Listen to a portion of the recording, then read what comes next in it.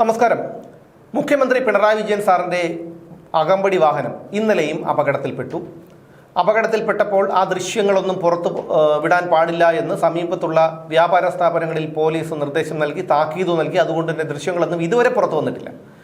ഏകദേശം 4-5 ദിവസങ്ങൾക്ക് മുൻപ് വീണ്ടും ഇതുപോലെ ഒരു 2-3 ദിവസങ്ങൾക്ക് മുൻപ് ഇതുപോലെ അകമ്പടി വാഹനങ്ങൾ കൂട്ടിയിടിച്ച ഒരു സംഭവം ഉണ്ടായി. അതിനും ഒരാഴ്ച മുമ്പ് കാര്യേറ്റ് വെച്ച്, കിളിമാനൂർ ആ ഭാഗത്തോടെയാണ്, കാര്യേറ്റ് MC റോഡിൽ വെച്ച് വാമനപുരം അല്ലേ, ഒരു പോലീസ് വാഹനം അപകടത്തിൽപ്പെട്ടു. അകമ്പടി വാഹനം അപകടത്തിൽപ്പെട്ടു. അവിടെ ഒരു 3-4 പടപട എണ്ണിച്ചിട്ട് അത് മുഖ്യമന്ത്രി സാറിൻ്റെ, പിണറായി വിജയൻ സാറിൻ്റെ വാഹന വ്യൂഹമായിരുന്നു. അപ്പോൾ എനിക്ക് പറയാനുള്ളത്, കേരളം കടുത്ത സാമ്പത്തിക പ്രതിസന്ധിയിലാണ്. കടുത്ത സാമ്പത്തിക പ്രതിസന്ധി വരുത്തി വെച്ചത് കേരളത്തിലെ പൊതുജനങ്ങളല്ല. ഈ പറയുന്ന പിണറായി വിജയൻ സാർ, ഒന്നാം പിണറായി വിജയൻ സാറിൻ്റെ സർക്കാരിൻ്റെ കാലം മുതൽ നടത്തി വരുന്ന ഒരു പ്രക്രിയയുടെ ഭാഗമായിട്ടാണ് കേരളം ഇപ്പോൾ മൂക്കുകുത്തി കടത്തിലേക്ക് പോയി കഴിഞ്ഞിരിക്കുന്നത്. കാരണം എണ്ണമില്ലാത്ത വിദേശയാത്രകൾ, മൂലക്കുരുവിന് മയോ ക്ലിനിക്കിൽ ചികിത്സ, അതുപോലെ പാർട്ടി ഗുണ്ടകളെ സംരക്ഷിക്കാനായി പൊതുഖജനാവിൽ നിന്ന് കോടികൾ മുടക്കി വാദിച്ച് കേസ് നടത്തിയത്, അതുപോലെ 22.5 കോടി മുടക്കി ഒരു ഹെലികോപ്റ്റർ വാടകയ്ക്ക് എടുത്തിട്ടത്, നവകേരള സർക്കിട്ടിന് ബസ് എടുത്തത്, അങ്ങനെ ഒരുപാട് കാര്യങ്ങൾ, എണ്ണിയാൽ തീരാത്ത സംഭവങ്ങളാണ് കേരളത്തെ ഈ ഗതിയിലേക്ക് എത്തിച്ചത്. അതുകൊണ്ട് കേരളം ഇപ്പോൾ കടുത്ത സാമ്പത്തിക പ്രതിസന്ധിയിലാണ്. അതുകൊണ്ട് എനിക്ക് പറയാനുള്ളത്, മുഖ്യമന്ത്രി ക്ലിഫ് ഹൗസിൽ തന്നെ ഇരിക്കുക.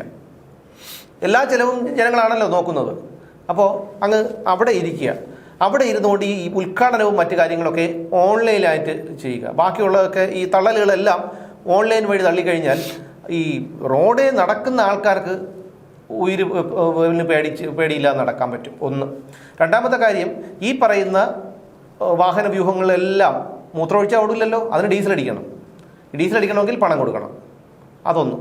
അപ്പോൾ ഈ പണം കൊടുത്തു കഴിഞ്ഞാൽ ഇത്രയും വാഹനം ഓടുമ്പോൾ അതിനുള്ളൊരു ചിലവ് നമുക്ക് ഏകദേശ ധാരണയുണ്ട്. ഒരു 50 കിലോമീറ്റർ പോലും ഒരു വാഹനം ഓടണമെങ്കിൽ ഇത്രയും വാഹനം ഓടി വരുമ്പോൾ അത് എത്രയാണ്? ഇതൊക്കെ അപ്പോൾ ഇതെല്ലാം കണക്ക് കൂട്ടി നോക്കുമ്പോൾ, അതുപോലെ പോലീസുകാരുടെ സേവനം, ഇവരെ കൊണ്ട് വലിയ കാര്യമൊന്നുമില്ല എങ്കിൽ പോലും ഈ പറയുന്നത് പോലെ ഈ ചക്കപ്പഴത്തിൽ ഈച്ച പൊതിഞ്ഞ് പോകും പോലെ ഇത്രയും പോലീസുകാർ അകമ്പടി പോകുമ്പോൾ അത് എന്താണ്, അല്ലെങ്കിൽ അവർ സ്റ്റേഷനിൽ ഇരുന്നോട്ടെ, വരുന്ന എന്തെങ്കിലും കാര്യങ്ങൾ അവർ നടത്തിക്കിട്ട് അവർ ഡ്യൂട്ടി ചെയ്തോട്ടെ.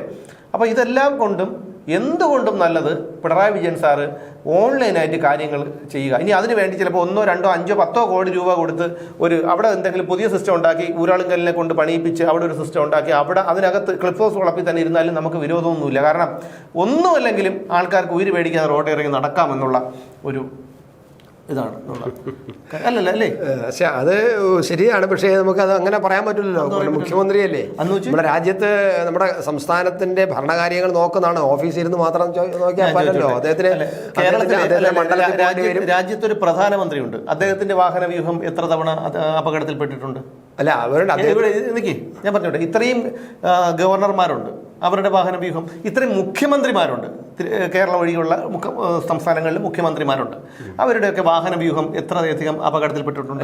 എത്ര വാഹന വ്യൂഹം? ഹിമാചൽ പ്രദേശ് ഇപ്പോൾ കടുത്ത സാമ്പത്തിക പ്രതിസന്ധിയിലാണ്. കടുത്തെന്ന് വെച്ച് കഴിഞ്ഞാൽ കേരളത്തിന് സമാനമായ ഒരവസ്ഥയായിരുന്നു മുമ്പ് ഹിമാചൽ പ്രദേശിനുണ്ടായിരുന്നത്. ആ ഹിമാചൽ പ്രദേശിന്റെ അതേ അവസ്ഥയിലേക്കാണ് കേരളം പോയിക്കൊണ്ടിരിക്കുന്നത്.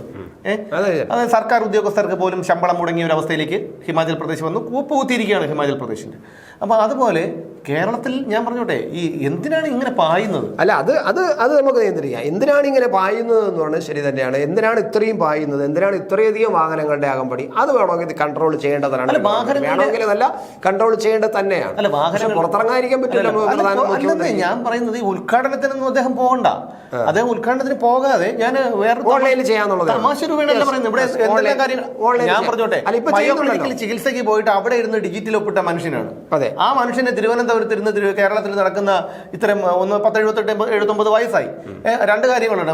പിന്നെ അപ്പോൾ അതുകൊണ്ട് അവിടെ എന്തെങ്കിലും ഒരു ക്ലിഫ് ഹൗസിൽ തന്നെ ഒന്ന് ക്രമീകരിച്ച് പുറത്തിറങ്ങാതിരുന്നു കഴിഞ്ഞാൽ ഒരുപാട് സാമ്പത്തിക ലാഭവും ഉണ്ടാവും. അതുപോലെ തന്നെ ഈ പറഞ്ഞ കണക്ക് ഒരു പ്രളപ്പെടാതെ മനുഷ്യന് റോഡിൽ സഞ്ചരിക്കുകയും ചെയ്യാന്നുള്ള ഒരു സൈഡ് അത് നമ്മൾ നോക്കുമ്പം ശരി തന്നെയാണ്. കാരണം പണ്ട് രാജാക്കന്മാരും അങ്ങനെ തന്നെയാണ്. ചക്രവർത്തിമാരൊന്നും ഇങ്ങനെ ഇറങ്ങി നടക്കൂലായിരുന്നല്ലോ. അവരെല്ലാം അവിടെ ഇരുന്ന് കാര്യങ്ങൾ നോക്കും. പക്ഷെ അവർക്ക് അവിടെ ഇരുന്ന് കാര്യങ്ങൾ നോക്കി ചെയ്യാനുള്ളൊരു ശേഷി ഉണ്ടായിരുന്നു. കറക്റ്റ് അവരുടെ സിസ്റ്റം അത്ര ക്ലിയർ ആയിരുന്നു.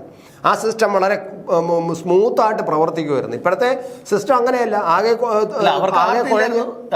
അവർക്ക് ആർത്തിയില്ലായിരുന്നു പണത്തോട്. അവരുടെ മക്കൾക്ക് IT കമ്പനി ഇല്ലായിരുന്നു. അവരുടെ മക്കൾ അവർക്ക് മാസപ്പടി വാങ്ങേണ്ട ആവശ്യമില്ലായിരുന്നു. അവർക്ക് സ്വർണ്ണക്കടത്ത് നടത്തേണ്ട ആവശ്യമില്ലായിരുന്നു. അവർക്ക് ജനങ്ങളുടെ നികുതി പണം കൊണ്ടാണ് തങ്ങൾ ഇത്രയും സുഭിക്ഷമായി കഴിയുന്നതെന്ന ബോധം ഉണ്ടായിരുന്നു. ജനങ്ങളുടെ ദാസന്മാരാണ് ഞങ്ങളെന്നാണ് തിരുവിതാംകൂറിലെ രാജാക്കന്മാര് ജനങ്ങളുടെ ദാസന്മാരെന്നാണ് പറഞ്ഞുകൊണ്ടിരുന്നത്. കാരണം അവര് ജനങ്ങളുടെ ഇറങ്ങുമ്പോൾ മുന്നിലിറങ്ങുമ്പോൾ അറിയാതെ ഒന്ന് കൂലിപ്പോകും. നമ്മളെ രാജാവ് അത് വേറെ കാര്യം, അത് വേറെ ഗുണമാണ്. അത് നമ്മൾ കാണുന്ന ഗുണമല്ല, അത് വേറെ സംഗതിയാണ്. അത് പോട്ടെ. അല്ല, എങ്കിലും നമ്മൾ പറഞ്ഞു വരുന്നത് ഈ പറയുന്ന ഇത്രയും വാഹനങ്ങളൊന്നും ഈ മുഖ്യമന്ത്രിയുടെ യാത്രയ്ക്ക് അനാവശ്യമാണ് എന്ന് വിചാരിച്ച് പ്രധാനമന്ത്രിയുടെ യാത്രയ്ക്ക് ഇത്രയും മുടക്കുന്നില്ല ചിലപ്പോൾ ചോദിക്കുമായിരിക്കും. സ്വാഭാവികമായിട്ടും അതാത് സംസ്ഥാനങ്ങൾ ഇത്രയും മുടക്കുന്നുണ്ടോ എന്നാണ്. പക്ഷേ എങ്കിലും പ്രധാനമന്ത്രി വല്ലപ്പോഴൊരിക്കണല്ലോ വന്നിട്ട് പോകുന്നത്. പക്ഷേ മുഖ്യമന്ത്രി എല്ലാ ദിവസവും ഇത്രയും വാഹനങ്ങളുടെ 40ഓളം വാഹനങ്ങളാകുമ്പോൾ നിർത്തേണ്ടത് തന്നെയാണ്, കുറയ്ക്കേണ്ടത് തന്നെയാണ്. പിന്നെ ഈ പറയുന്ന കുറേയൊക്കെ ഓഫീസിലിരുന്ന് കാര്യങ്ങൾ ചെയ്യാൻ പറ്റുന്നതാണ്. ഈ പറയുന്ന ഓൺലൈനിൽ ഇപ്പം നമ്മൾ എല്ലാ സംവിധാനവും ഉണ്ടല്ലോ. കുറയ്ക്കേണ്ടതെന്നല്ല ഞാൻ പറയുന്നത്. ഇതിനു മുമ്പും കേരളത്തിലെ മുഖ്യമന്ത്രിമാരായി ഉണ്ടായിട്ടുണ്ട്. ഈ പിണറായി വിജയൻ സാർ മാത്രമല്ല മുഖ്യമന്ത്രി, ആദ്യത്തെ മുഖ്യമന്ത്രി അദ്ദേഹമല്ല. EMS മുതൽ ഇങ്ങോട്ട് പിന്നെ ഉമ്മൻചാണ്ടി സാർ വരെ പല ആൾക്കാരും ഉണ്ടായിരുന്നു, മുഖ്യമന്ത്രിമാരായിട്ടുണ്ടായിരുന്നു. അന്നൊന്നും ഇത്തരത്തിലുള്ള കാര്യങ്ങളൊന്നുമില്ല. ഇടയ്ക്ക് കരുണാകരന്റെ ഒരു വാഹന അപകടത്തിൽപ്പെട്ടതല്ലാതെ പറയത്തക്ക കരുണാകരൻ ആകെ 2-3 വാഹനങ്ങൾ ഉള്ളായിരുന്നേ. വാഹനത്തിൽ ഇത്തിരി സ്പീഡ് ഉണ്ടെങ്കിൽ പോലും ആകെ 3 വാഹനം കൂടുതലൊന്നും ഉണ്ടാവുന്നില്ല. ഇപ്പൊ അങ്ങനെയല്ല, 43-45 വാഹനങ്ങളാണ്. അവിടെയാണ് പ്രശ്നം. അപ്പൊ അത്രയും ചെലവല്ലേ? അല്ല, അതെന്തെന്നറിയാമോ, സ്പീഡ് കൂടട്ടെ. സ്പീഡ് കൂടുന്നത് ഇപ്പൊ കരുണാകരന് നല്ല സ്പീഡ് ഉണ്ടായിരുന്നു. ഞാൻ പറയുന്നത് സ്പീഡ് കൂടുന്നതിനൊന്നും എതിർപ്പൊന്നുമില്ല. കാരണം ഇവരുടെ എല്ലാം സമയത്തിന് അത്രയും വിലയുണ്ട്. നമ്മളെ പോലെ അല്ല. ഇവർക്കല്ല ഇവരുടെ ഭരണകാര്യങ്ങൾ നോക്കണം, പൊളിറ്റിക്കൽ കാര്യങ്ങൾ നോക്കണം, അവരുടെ വാർഡിന്റെ കാര്യങ്ങൾ നോക്കണം, അങ്ങനെ ഒരുപാട് കാര്യങ്ങൾ നോക്കാനുണ്ട്. അപ്പോൾ 24 മണിക്കൂർ പോരാ. അതുകൊണ്ട് ഒരു സ്പീഡ് കൂട്ടിക്കോട്ടെ. പക്ഷേ സ്പീഡ് കൂട്ടുമ്പോൾ ഇത്രയും വല്ലാതെ ജനങ്ങളെ ബുദ്ധിമുട്ടിക്കുന്ന തരത്തിൽ ഞാനൊരു കാര്യം ചോദിച്ചോട്ടെ. നിങ്ങൾ പറയുന്നത് അവർ ഭയങ്കര തിരക്കുണ്ടായിരുന്നു, വലിയ വലിയ തിരക്കുകളുള്ള ആളാണെന്ന്. അതായത് നമുക്ക് പറ്റാത്ത കാര്യങ്ങൾ എടുക്കേണ്ട കാര്യമില്ലല്ലോ. ഉദ്ഘാടനം ചെയ്യാൻ ഞാൻ ഇവിടെ എത്താം, ഞാൻ അവിടെ എത്താം, എന്നിട്ട് ആൾക്കാർ ഞടിച്ചു ദോണ്ട കൊണ്ട് പിണറായി വിജയൻ സാറും ആളിൽ അന്തം വിട്ടു. സർക്കാർ പരിപാടികൾ ഇത് സത്യം പറഞ്ഞ അവജ്ഞ തോന്നുന്ന ഒരു ഇതാണ്. കാരണം ജനങ്ങളുടെ നികുതി പണമാണത്. ഈ ജനങ്ങളുടെ നികുതി ഇപ്പൊ നിങ്ങളൊരു കാര്യം ചെയ്യും. ഈ വെള്ളയമ്പലം ശാസ്തമംഗലം റോഡിലെ തണലുള്ള ഭാഗത്ത് ഫുട്പാത്തിൽ എവിടെയെങ്കിലും നിൽക്കുക. ഒരു ദിവസം 3-4 തവണ മ്യൂസിയം പോലീസ് സ്റ്റേഷനിലെ ജീപ്പ് വരും. ജീപ്പ് വന്നിട്ട് പോലീസ് ഡ്രൈവർ പതിയെ വണ്ടി ഓടിക്കും. സൈഡിൽ SI ഇരുന്നിട്ട് മൊബൈൽ ഓൺ ചെയ്ത് വെച്ച് അവിടെ മുതൽ, അതായത് വെള്ളയമ്പലം അങ്ങറ്റം മുതൽ അവിടെ മുതൽ ശാസ്തമംഗലം ഇങ്ങനെ വന്നിട്ട് ആല് കറങ്ങി ജഗതിയിലോട്ട് പോയി അവിടെ നിന്ന് തിരിച്ച് കറങ്ങി കയറി വന്ന് മറു സൈഡിലെ വാഹനം എടുത്തിട്ട് പോകും. എന്തിനാണ് പെറ്റിയടിക്കാൻ വേണ്ടിയിട്ട്. അപ്പം ചോദിട്ടെ, ഇങ്ങനെ കടുത്ത സാമ്പത്തിക പ്രതിസന്ധി വന്ന് ജനങ്ങളെ, അതായത് മറ്റേ പൈസ എന്ന് പറഞ്ഞ് എടുക്കുന്നതിനേക്കാളും ആ ഒരു രീതിയിലാണ് പോലീസുകാർ ഇത് ചെയ്യുന്നത്. കേട്ടോ, ഒന്ന് ആലോചിച്ച് നോക്കുക.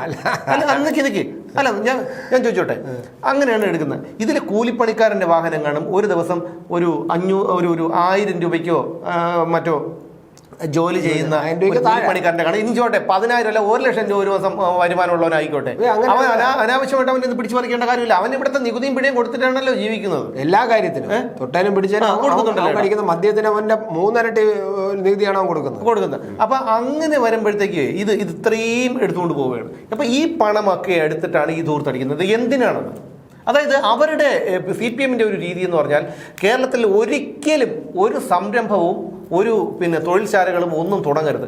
കേരളത്തിലെ ജനങ്ങൾ പരമാവധി അധപതിച്ചു കിടക്കണം. ഇവിടെ ദാരിദ്ര്യം ഒരിക്കലും തീരാൻ പാടില്ല എന്നുള്ളതാണ് അവരുടെ രീതി. എന്ന് വെച്ചാൽ ദാരിദ്ര്യം, ഞാൻ പലപ്പോഴും പറയാറുള്ളത് പോലെ, ദാരിദ്ര്യം ഉണ്ടെങ്കിൽ അവിടെ കമ്മ്യൂണിസ്റ്റിന്റെ ആവശ്യമില്ല. ദാരിദ്ര്യം ഉള്ളിടത്തേ കമ്മ്യൂണിസ്റ്റ് ആവശ്യമുള്ളൂ. ദാരിദ്ര്യം ഇല്ലെങ്കിൽ പിന്നെ കമ്മ്യൂണിസ്റ്റ് ഒന്നിന്. അപ്പോൾ അതുകൊണ്ട് ഇപ്പോൾ തന്നെ ഞാൻ പലപ്പോഴും പറഞ്ഞിട്ടുള്ള ഈ ഫുട്പാത്ത് മുഴുവൻ ഈ ചെറിയ പെട്ടിക്കടകൾ നിരന്നു കഴിഞ്ഞു. നമ്മൾ മാറിപ്പോകേണ്ട ഗതികേടായി. ആ സൊമാറ്റോ, സ്വിഗ്ഗി, മറ്റേ അവരുടെ ഓൺലൈൻ ഭക്ഷണ വിതരണക്കാർ, അവർക്ക് സംഘടന ഉണ്ടാക്കി. സംഘടന നല്ലത് തന്നെയാണ്. അവിടെ എല്ലാ CITUക്കാരാകുമ്പോഴാണ് പ്രശ്നം. അതായത് ഒന്നും ചെയ്യാൻ പറ്റില്ല, എന്തും ചെയ്യാൻ ഒരു വല്ലാത്തൊരു തലത്തിലേക്ക് പത്ര ഏജന്റുമാരുടെ ഒരു സംഘടന ഉണ്ടാക്കാൻ നോക്കി ശിവൻകുട്ടി മുമ്പ്. അന്ന് പൊളിഞ്ഞുപോയി, അവർക്ക് മനസ്സിലായ കാര്യം. അതുകൊണ്ട് അത് പൊളിഞ്ഞുപോയി. അപ്പോൾ ആ ഒരു രീതിയിലേക്ക് കാര്യങ്ങൾ എത്തിയിരിക്കണം. അപ്പോൾ ഞാൻ പറഞ്ഞു വന്നത്, ഇത്രയും സാമ്പത്തിക പ്രതിസന്ധി ഉണ്ടായിട്ടും ഈ മുഖ്യമന്ത്രി ഇത്തരത്തിലൊരു ഇത് കാണിക്കരുത്. കാരണം കഴിഞ്ഞ 8-8.5 വർഷമായിട്ട് കേരളത്തിലെ ജനങ്ങൾ അനുഭവിച്ചുകൊണ്ടിരിക്കുകയാണ്, ഇതെല്ലാം കണ്ടുകൊണ്ടിരിക്കുകയാണ്. കേരളം കൊടും ദാരിദ്ര്യത്തിലേക്ക് കൂപ്പുകുത്തിക്കൊണ്ടിരിക്കുകയാണ്. അവിടെയും ഇത്തരത്തിൽ പത്രാസ് കാണിക്കുമ്പോൾ ജനങ്ങൾക്ക് അവജ്ഞയാണ് തോന്നുന്നത്. താങ്കളൊരു കാര്യം ചെയ്യും, വീട്ടിലിരുന്ന് ക്ലിഫ് ഹൗസ് ഔദ്യോഗിക വസ്തു ഞങ്ങൾ എന്തായാലും പെട്ടു. ഈ ചിലവുകൾ കംപ്ലീറ്റ് ചെയ്യലും പശുവിൻ്റെയും പശുത്തൊഴുത്തിൻ്റെയും പിണ്ണാക്ക് കടല പിണ്ണാക്ക് വാങ്ങിക്കുന്നതും പശുവിനെ കുത്തിവയ്ക്കുന്നതും നീന്തൽക്കുളം നവീകരിക്കുന്നതും അതുപോലെ ഹെലികോപ്റ്ററിന് വാടക കൊടുക്കുന്നതുമായിട്ടുള്ള അതിൻ്റെ ഒക്കെ പറയാൻ വിട്ടുപോയി. ഒരു ഹെലികോപ്റ്റർ വാടക എടുത്തിട്ടുണ്ടല്ലോ, ഇപ്പോൾ ഒരു 6-7 മാസമായി. എത്ര ദിവസം പറന്നു സാറേ? എത്ര ദിവസം പറന്നു സാറേ? ഒന്ന് കേരളത്തിലെ ജനങ്ങളും കൂടെ ഒന്ന് ചിന്തിക്കാൻ വേണ്ടിയിട്ടാണ് ഇത് പറയുന്നത്. അപ്പോൾ ഇങ്ങനെ ചെയ്തുകൊണ്ടേയിരിക്കുകയാണ്. അപ്പോൾ അതുകൊണ്ട് ദയവ് ചെയ്ത് ഒന്ന് ക്ലിഫ് ഹൗസിൽ ഇതുപോലുള്ള ഒരു സംവിധാനം എന്തെങ്കിലും ഉണ്ടാക്കുക. അതുകൊണ്ട് അപ്പോൾ ഒരു കാര്യം കൂടി മറന്നുപോയി, മറ്റേ നമ്മുടെ സെക്രട്ടറിയിൽ പാമ്പ് കയറി രണ്ട് പാമ്പിനെ പിടിച്ചു. അത് ഒരു പ്രത്യേകതരം പാമ്പുകളെന്നാണ് പറയുന്നത്. അതങ്ങനെ ഒരു സാധാരണ കാണാത്ത ഒരു പ്രത്യേകതരം പാമ്പുകൾ. എങ്ങനെയാണ് സെക്രട്ടറിയിൽ മാത്രം ഇങ്ങനെ ഒരു പ്രത്യേകതരം പാമ്പ്? ഈ പാർട്ടിയെ കുറിച്ച് നിങ്ങൾക്ക് ഒരു ചുക്കും അറിയില്ല, അതാണ് പ്രശ്നം കേട്ടോ. അപ്പം ആ ഒരു ഇതാണ്. അതുകൊണ്ട് എനിക്കുള്ള ഒരു അപേക്ഷ എന്ന് പറഞ്ഞു കഴിഞ്ഞാൽ, പാവങ്ങളാണ് സാറേ, ഇനി വേറെ മാർഗമില്ല. കാരണം എത്ര കിട്ടിയിട്ടും തികയുന്നില്ല ജനങ്ങൾക്ക്, എത്ര കിട്ടിയിട്ടും തികയുന്നില്ല. കാരണം കറണ്ട് ചാർജൊക്കെ അമിതമാണ്, വെള്ളക്കരം അമിതമാണ്. ഒന്നും സാധനങ്ങളെല്ലാം, ഒരു സവാളയ്ക്ക് തന്നെ 80 രൂപ വിലയുണ്ട് ഇപ്പോൾ 1 കിലോ സവാളയ്ക്ക്. അപ്പോൾ ആ തരത്തിൽ ഞങ്ങൾക്ക് ജീവിക്കാൻ പറ്റാത്തൊരവസ്ഥയാണ്. അതോടൊപ്പം തന്നെയാണ് ഞങ്ങൾ ഈ വാഹനം എടുത്തുകൊണ്ട് റോഡിൽ ഇറങ്ങിക്കഴിഞ്ഞാൽ ഒന്ന് പാർക്ക് ചെയ്ത് കഴിഞ്ഞാൽ പൈസ കൊടുക്കണം. ഇനി പാർക്ക് ചെയ്ത് റോഡ് സൈഡിലല്ല, ഞങ്ങൾക്ക് ഇതിനെ ചെറുതാക്കിയില്ല, ഓഫറിങ് കുട്ടിച്ചാത്ത ഈ ബൈക്ക് ഒന്ന് ചെറുതാവട്ടെ എന്ന് പറഞ്ഞ് പോക്കറ്റ് ഇട്ടുകൊണ്ട് പോകാൻ പറ്റില്ലല്ലോ സാറേ, കടയിലോട്ടൊക്കെ പോകുകയാണെങ്കിൽ അത് പറ്റില്ലല്ലോ. അപ്പോൾ അതുകൊണ്ട് ഞങ്ങൾക്ക് ഇത് വാഹന റോഡിലല്ലേ പാർക്ക് ചെയ്യുന്നത്, അല്ലാതെ AKG സെൻറ്ററിൻ്റെ പിന്നെ മുറിക്കകത്തല്ലല്ലോ പാർക്ക് ചെയ്യുന്നത്. അപ്പോൾ അതുകൊണ്ട് നിങ്ങളൊരു കാര്യം മനസ്സിലാക്കുക, മനുഷ്യരാണെന്നുള്ള ഒരു പരിഗണന കേരളത്തിലെ ജനങ്ങൾക്ക് തരിക. ഇതൊരു അടിമകളല്ല, ഞങ്ങളൊരു അടിമകളല്ലെന്ന് നിങ്ങൾ മേലാളന്മാരും ഞങ്ങൾ ഇവിടുത്തെ സാധാരണക്കാരായ ജനങ്ങൾ അടിമകളാണ് എന്നുള്ളൊരു ചിന്താഗതി നിങ്ങൾ മാറ്റിവെക്കുക. അങ്ങനെ ഒരു ധാരണയുണ്ടെങ്കിൽ അത് തെറ്റിദ്ധാരണ മാറ്റിവെക്കുക. ഇതൊക്കെ പറയുമ്പോഴും ഈ പറയുന്ന ബംഗ്ലാദേശും ശ്രീലങ്കയും ഒക്കെ നിങ്ങളുടെ ഓർമ്മയിലുണ്ടായിരുന്നാൽ നിങ്ങൾക്ക് തന്നെ നല്ലത്. കാരണം ജനങ്ങൾ ഞങ്ങൾ എങ്ങനെ ജീവിക്കും? എല്ലാ മാർഗങ്ങളും അടഞ്ഞു കഴിഞ്ഞു. അപ്പോഴാണ് ഇതുപോലുള്ള ഇത്. കാരണം ഒരു 10 ദിവസത്തിനുള്ളിൽ 3 തവണയോ മറ്റോ ആണ് മുഖ്യമന്ത്രിയുടെ വാഹനവ്യൂഹം അപകടത്തിൽപ്പെട്ടത്. ദൈവമായിട്ട് കൊടുക്കുന്നതാണ്. കാരണം കമ്മ്യൂണിസ്റ്റുകാർക്ക് ദൈവമില്ല എങ്കിൽ പോലും ഞാൻ കരുതുന്നത് ദൈവമായിട്ട് കൊടുക്കുന്നതാണെന്നുള്ളതാണ്. ആര് പറഞ്ഞു കേരളത്തിൽ ഈ സംഭവിച്ചുകൊണ്ടിരിക്കുന്ന എല്ലാം അയ്യപ്പനോട് കളിച്ചതിന്റെ ഭാഗമാണെന്നാണ് എല്ലാവരും വിശ്വസിക്കുന്നത്. അല്ലല്ല, അയ്യപ്പൻ പോട്ടെ, അത് പോട്ടെ, പറ്റിയത് ബിന്ദു മണിക്ക് കനക തുറകയും. അല്ലാതെ ഈ ചെയ്ത ആൾക്കാർക്ക് എന്തെങ്കിലും പറ്റിയോ? ഈ ചെയ്യിപ്പിച്ച ആൾക്കാർക്ക് എന്തെങ്കിലും പറ്റിയോ എന്ന് പറഞ്ഞാൽ ഈ ഗവൺമെന്റ് തൊടുന്ന മുഴുവനും പൊളിഞ്ഞു. അതിനവർക്കെന്ത് ചേട്ടാ, നാണം ഉണ്ടെങ്കിലല്ലേ നാണക്കേടുണ്ടാവും, മാനം ഉണ്ടെങ്കിലല്ലേ മാനക്കേടുണ്ടാവില്ല. അങ്ങനെ ഒരു വിശ്വാസികൾ പറയുന്നതാണ്. ചിലപ്പം നമ്മളതിനെ പക്ഷെ അങ്ങനെ ആയിരിക്കാം. വിശ്വാസികൾ പറഞ്ഞ് ഞാൻ പറഞ്ഞേ, ഇപ്പൊ ഈ കനക ദുർഗയ്ക്കും ബിന്ദു അമ്മണിക്കും ഉണ്ടായി. മറ്റേ ഇത് ചെയ്യിപ്പിച്ച സാറിനോ അല്ലെങ്കിൽ മറ്റുള്ളവർക്ക് എന്തെങ്കിലും ഉണ്ടായോ? ഒരു കോപ്പം ഉണ്ടായിട്ടില്ല. ആരും പറഞ്ഞ ലോക്സഭാ തെരഞ്ഞെടുപ്പ് 2 തവണ ഒരു തവണ അയ്യപ്പൻ കളിച്ചിട്ടുണ്ട്. പറയുന്നത് പാർട്ടിയുടെ കാര്യം വിട്, ഞാൻ വ്യക്തിപരമായിട്ടുള്ള കാര്യം പറ. വ്യക്തിപരമായിട്ട് എന്തെങ്കിലും ഇവിടെ ലാവൽ കേസിന് എത്രയോ വർഷങ്ങളായിട്ട് നീട്ടിവെക്കുന്നു. ഇവിടെ ED പിന്നെ അതുപോലെ SFI ഉൾപ്പെടെയുള്ളവർ ഇതൊരു ചോദ്യം ചെയ്യാൻ പോലും ഒന്നും വിളിപ്പിച്ചിട്ടില്ല. ഇവ നല്ല സുഖ സൗകര്യങ്ങളോടുകൂടി ബ്രൂണയിലെ സുൽത്താൻ ജീവിക്കുന്ന പോലെ ജീവിക്കണം. ബ്രൂണയിലെ സുൽത്താന് പോലും ഇത്രയും സുഖ സൗകര്യങ്ങളുണ്ടോന്ന് നമുക്കറിയില്ല. അങ്ങനെ ജീവിക്കുന്നു. പിന്നെ എവിടെയായിട്ട് അയ്യപ്പൻ കൊടുക്കുന്ന പറയണത്? അതൊക്കെ ശരിയല്ല. അപ്പൊ അതുകൊണ്ട് പന പോലെ വളരുമെന്നാണ്. പന പോലെ വളർന്നാലേ ഈ വീഴ്ചയ്ക്ക് അത്രയും ആഘാതം ഉണ്ടാവും. ഇനി പന പോലെ വളർന്നിട്ടോ കടപുഴകി വീണിട്ടോ ഒന്നും കാര്യമില്ല, നമ്മൾ അനുഭവിച്ചൊക്കെ തിരിച്ചെടുക്കാൻ പറ്റൂ. അതൊക്കെ ശരിയാണ്. അപ്പൊ എന്തായിരുന്നാലും കേരളത്തിലെ ജനങ്ങൾ ചിന്തിക്കുക എന്ന് മാത്രമേ വീണ്ടും പറയാനുള്ളൂ. നാളെ കാണാം. ഓരോ ജീവിതവും ഓരോ കഥകളാണ്, വേറിട്ട കഥകളുടെ ഒരു കൂട്ടായ്മ. വേണമെങ്കിൽ നമുക്കതിനെ ഒരു നോവലെന്ന് പേരിടാം. അതുപോലൊരു നോവലല്ലേ നിങ്ങളുടെ ജീവിതവും? എന്താ, ശരിയല്ലേ? നിങ്ങളുടെ അനുഭവങ്ങൾ, കഥകൾ എന്തുമായിക്കൊള്ളട്ടെ, അത് കേൾക്കാൻ DNA ന്യൂസിലൂടെ ഞാൻ എത്തുന്നു. കഥ പോലൊരു ജീവിതം, അതിനായി ഞാൻ നിങ്ങൾക്ക് വേണ്ടി കാത്തിരിക്കുന്നു. നമുക്ക് ഒന്നിച്ച് കാണാം, കുറേ കാര്യങ്ങൾ സംസാരിക്കാം, വേദനകൾ പങ്കിടാം. നിങ്ങളുടെ വിഷയങ്ങൾ, അനുഭവങ്ങൾ അത് ഞങ്ങളെ അറിയിക്കേണ്ട വിലാസം താഴെ കൊടുക്കുന്നു.